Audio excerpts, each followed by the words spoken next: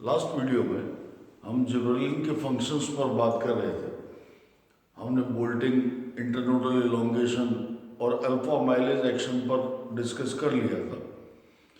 आज हम next functions पर कंटिन्यू करते हैं। चौथा फंक्शन जिबरेलिक एसिड का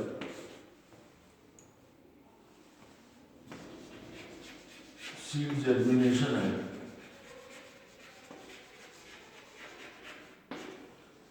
जिबरेलिक एसिड सीड जर्मिनेशन को प्रमोट करता है। ऐसा हमने last time alpha mileage activity में डिस्कस भी किया था कि किस तरह से एक मैच्योर एम्ब्रियो जिबरेलिक एसिड को प्रोड्यूस करता है और फिर अल्फा माइलेज एक्टिविटी के थ्रू शुगर या फूड का मोबिलाइजेशन होकर ग्रोथ, रेस्पिरेशन के थ्रू सीड जर्मिनेशन होता है।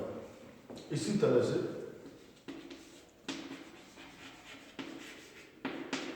ये बर्ड्स का जर्मिनेशन भी प्रमोट करता है।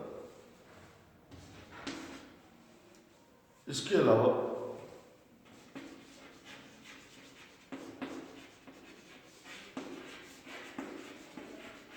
डॉर्मेंसी को ब्रेक करना इसका एक और प्रमुख कार्य है।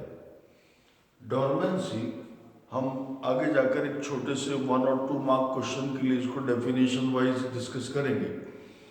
डॉर्मेंसी का मतलब होता है कि जब सीड या बड जर्मिनेशन के लिए सारी फेवरेबल कंडीशंस अवेलेबल हैं, उसके बावजूद अगर वो जर्मिनेशन ना कर पाए, it failed to germinate even in presence of all favourable condition, that is said to be dormancy.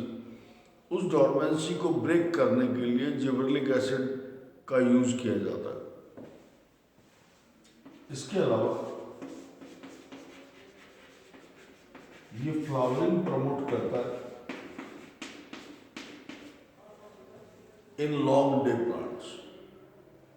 ऐसे पौधे जिनके लिए दिन का प्रकाश एक क्रिटिकल वेवलेंथ से ज़्यादा जरूरी हो, लॉन्ग डे प्लांट्स या दीर्घ दिवस पादप कहलाते हैं, उनमें फ्लावरिंग प्रमोट करने का काम करेगा। कुछ सीड्स को जर्मिनेट करने के लिए रेड लाइट की आवश्यकता होती है। रेड लाइट डिमांड होता है जर्मिनेशन के लिए।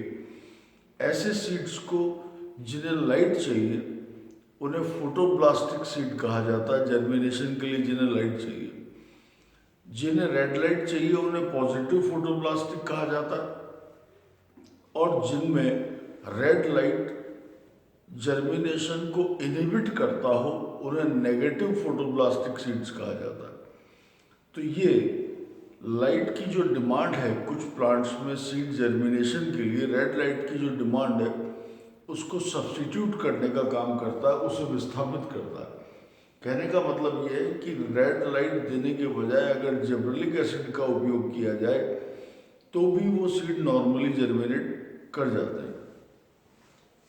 तो ये सब्स्टिट्यूट करता है डिमांड ऑफ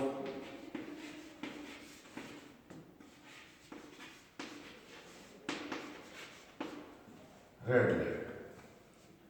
ये जिबरेलिक एसिड की कुछ मेजर फंक्शन है। 3 फंक्शंस डिटेल में हम लास्ट टाइम डिस्कस कर चुके हैं। 5 फंक्शंस ये एनलिस्टेड हैं। ये 8 फंक्शन जिबरेलिक एसिड के कुछ मेजर फंक्शंस हैं। इसके अलावा पोमेलिन एक हार्मोन कॉम्बिनेशन है साइटोकाइनिन और जिबरेलिक एसिड का, जो एप्पल में फ्रूट के साइज को इंक्रीज करने का काम करता है। इसमें जिबरेलिक एसिड और साइटोकाइनिन का कॉम्बिनेशन इस्तेमाल किया जाता है जो पोमेलिन के नाम से जाना जाता है, और एप्पल में फ्रूट साइज को प्रमोट करना इसका मेजर फंक्शन है। ये जिबरेलिक एसिड की कुछ मेजर फंक्शंस हैं जो हमने डिस्कस किए।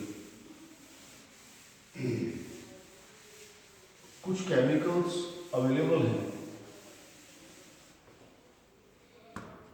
जो जिब्रेलिक एसिड के अगेंस्ट काम करते हैं, यानी जिन्हें एंटी जिब्रेलिन्स कहा जाता है। इनके सिर्फ हमें नाम पता होना चाहिए।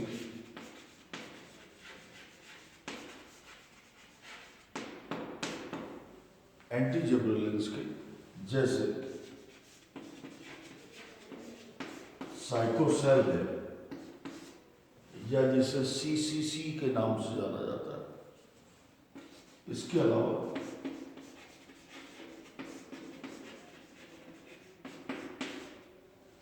फॉस्फान डी है, ये भी एक एंटी जिब्रेलिन है।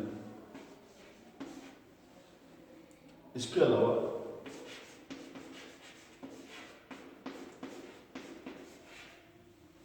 AMO 1618 है, ये भी एक एंटी जिब्रेलिन केमिकल है।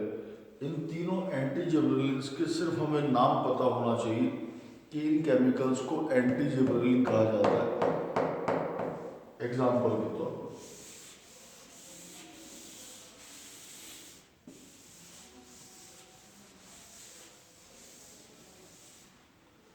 ये जिब्रेलिन्स के लिए कंप्लीट है। Next will discuss about next hormone, the growth hormone cytokinin.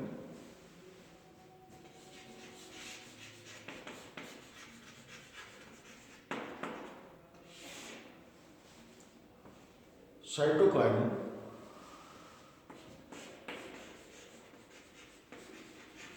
term लिदाम ने प्रपोज किया था। इनिशियली कई तरह के डिस्कवरीज हुए। उन डिस्कवरीज में से मेजर डिस्कवरी जो था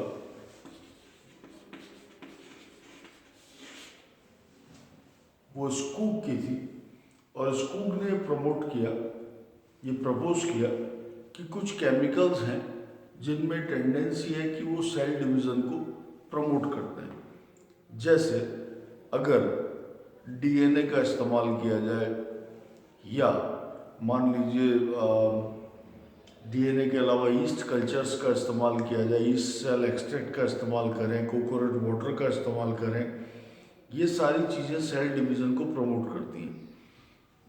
इनिशियल स्टडीज़ इन्होंने दतूरा पर की थी। बाद में स्टीवर्ट ने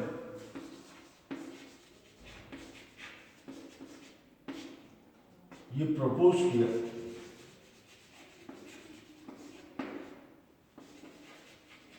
कि ये जो सेल डिवीज़न की रेट प्रमोट हो रही है, उसके लिए कोई केमिकल कंपाउंड रिस्पॉन्सिबल होता है। उसके बाद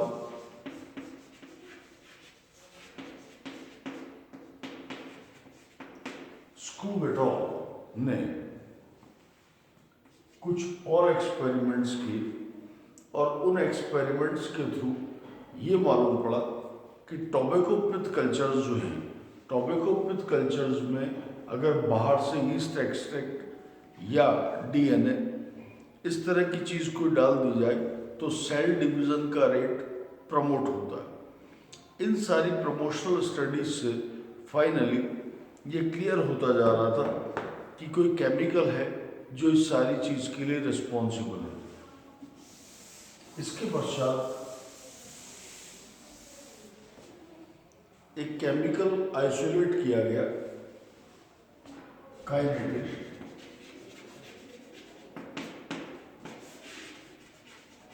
फ्रॉम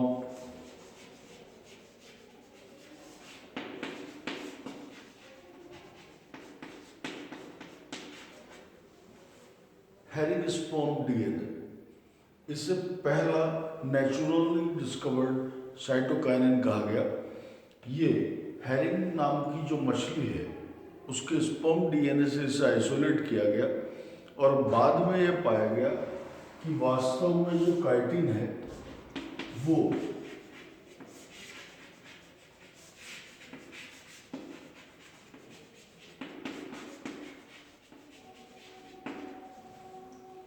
सिक्स परफोराइल अमीनोप्यूरिन है। वास्तव में जितने भी तरह के साइटोकाइनिन्स हैं वो साइटोकाइनिन्स असल में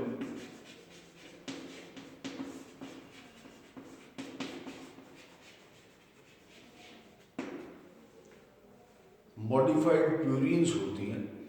बाद में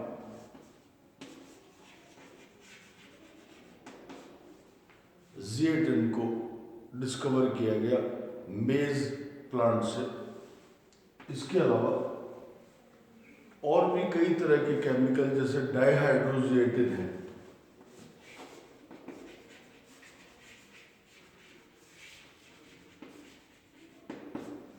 इन केमिकल्स को धीरे धीरे अलग अलग सालों में इनकी डिस्कवरीज होती रही।